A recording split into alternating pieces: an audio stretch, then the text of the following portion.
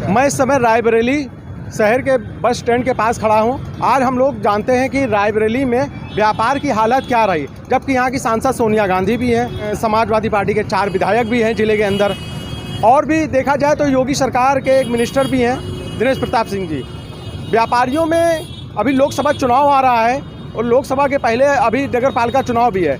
इन व्यापारियों को कोविड से लेकर अभी तक क्या बेनिफिट मिला है व्यापार करने का, और लोगों को ये भी देखने को मिल रहा है कि व्यापार कहाँ जा रहा है, क्या फ़ायदे मिले हैं सरकार से और क्या मिला। और सांसद यहाँ पर जो सोनिया गांधी हैं, उन्होंने इन व्यापारियों के लिए अभी तक 5 सालों में क्या किया है, इसको लेकर हम बात करते हैं। व्यापार को लेकर क्या चल रहा है यहाँ पर? देखिए, लगातार सरकार की जो नीतियाँ रही हैं, चाहे वो नोटबंदी की रही हो, चाहे जीएसटी की रही हो, और या दैवीय प्रकोप जिसे कोविड के रूप में हम लोग जानते हैं, इन तीनों घटनाओं ने केंद्र सरकार के 2 जो बड़े निर्णय थे, एक नोटबंदी और जीएसटी, जो कि अधिकतम 16% लगाए जाने का प्रस्ताव था और लगाई गई 28%, इसने व्यापारियों की कमर तोड़ी। और रही सही कसर कोरोना ने व्यापारियों का व्यापार चौपट करके, बाजारें बंद करा करके, और उस कोविड से तो संपूर्ण क्षेत्र, हर व्यक्ति, हर वर्ग प्रभावित हुआ। व्यापारी इसलिए प्रभावित हुआ क्योंकि उसके आय का जो संसाधन था, उसका प्रतिष्ठान, वह बंद हो गया। कई महीने बंद पड़ा रहा, लॉकडाउन में पड़ा रहा, और उस मार से, जो आर्थिक मंदी की मार आई, उस दौरान तमाम हमारे नवयुवक जो हैं बेरोजगार हो गए। जब उनकी जेबों से पैसा ख़त्म हुआ तो व्यापारी के गले में भी पैसा आना कम हो गया। नतीजा है ये कि अब 3 साल के बाद कुछ व्यापार हल्का सा सुधरता हुआ दिखाई दे रहा है, लेकिन जिस प्रकार से लगातार बैंकों का जो बड़े बड़े उद्योगपतियों द्वारा दोहन किया जा रहा है, जो उनके पैसों को लेके गायब हुआ जा रहा है, फिर उनको एनपीए किया जा रहा है, फिर उनको सरकार द्वारा छूट दे दी जा रही है, उसका असर बढ़ते ब्याज और जो हमारा सीसी लिमिट या कर्ज है, उस पर जो ब्याज दर बढ़ रही है, उससे भी व्यापारी परेशान हो रहा है। देखिए, सांसद सोनिया गांधी हैं, निश्चित रूप से हैं, और वे राष्ट्रीय नेता हैं। उनके द्वारा विगत 4 बार से वो हमारी सांसद हैं। अथक प्रयासों से यहाँ बहुत से कल कारखाने, विद्यालय, अन्य इंस्टीट्यूट ऐसे जो एशिया लेवल तक के कारखाने रहे खोले गए हैं, और उनसे निश्चित रूप से बहुत कुछ प्रभाव पड़ता है।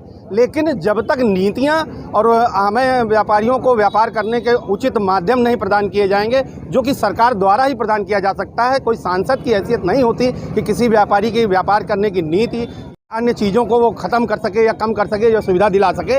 इसलिए सरकार की नीति महत्वपूर्ण है।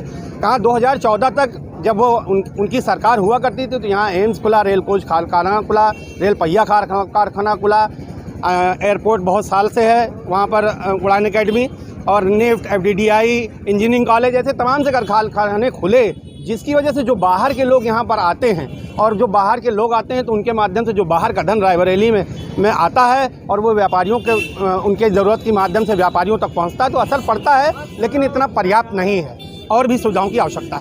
मेरा नाम आलोक मिश्रा है। हम लोग यहाँ बस स्टैंड पर व्यवसाय करते हैं। कोरोना से लेकर आज तक का व्यवसाय हम लोगों का काफ़ी टूट चुका है। हम लोगों की यहाँ चूँकि सरकार की कोई ऐसी नीति नहीं है जो हम लोगों को आगे बढ़ाए, हम लोगों को सहयोग प्रदान करे। हालांकि यहाँ तमाम सारे ऐसे मंत्री रहे, हमारे यहाँ सांसद सोनिया गांधी जी भी रहीं, जिनकी वजह से कोई ऐसा व्यवसाय में कोई ऐसा वो नहीं हुआ कि हम लोगों को कोई फ़ायदा मिल पाए।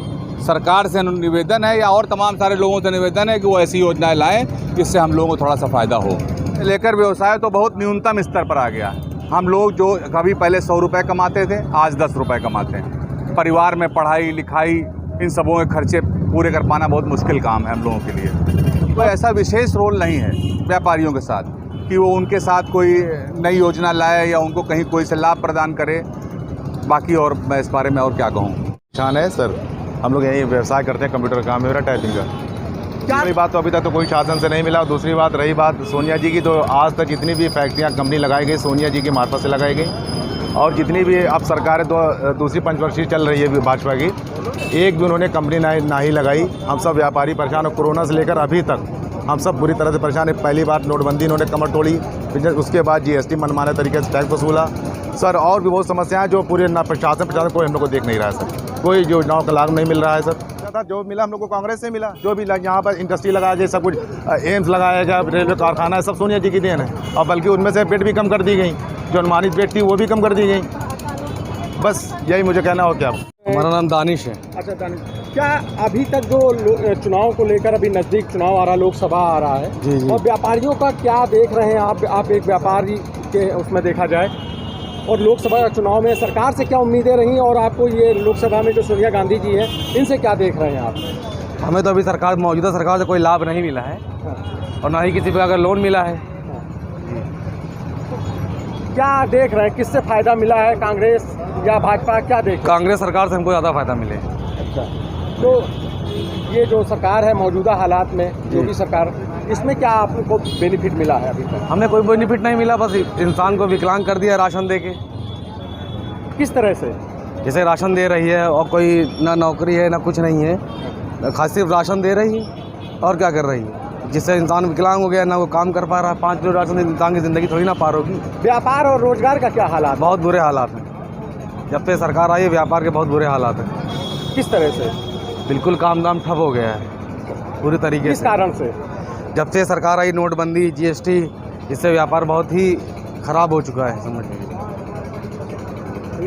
कि सरकार की एक योजना है मुद्रा लोन, लेकिन बैंकों की स्थिति यह है जिसमें 10 लाख रुपए तक व्यापारियों को अपने व्यापार में को बढ़ाने के लिए बिना गारंटी लोन देने की व्यवस्था सरकार द्वारा की गई है, लेकिन सरकार इस पर निगरानी नहीं रख पा रही है। और बैंकों की स्थिति यह है कि जो व्यापारी धनाढ्य हैं, जिनके खातों में पहले से लाखों रुपए रखे हुए हैं, उनको बुला कर मुद्रा लोन की खानापूर्ति की जा रही है और वो लोन फर्जी दिया जा रहा है और कहते हैं इसको ले जाइए, इस्तेमाल करिए, आप 10 लाख रुपए एफडी कर दीजिए, बाकी बचे हुए पैसे का आप कर्जा लेके बिना गारंटी के अपना योजना। और जिस व्यापारी को वाकई में उस 10 लाख रुपए की आवश्यकता है या 5 लाख रुपए की आवश्यकता है अपने व्यापार को बढ़ाने के लिए, वो बैंकों के चक्कर लगाता रहता है, मुद्रा लोन उसको किसी कीमत पर मिल नहीं पाता है। ये एक बहुत बड़ी खामी है सरकार की इस योजना की।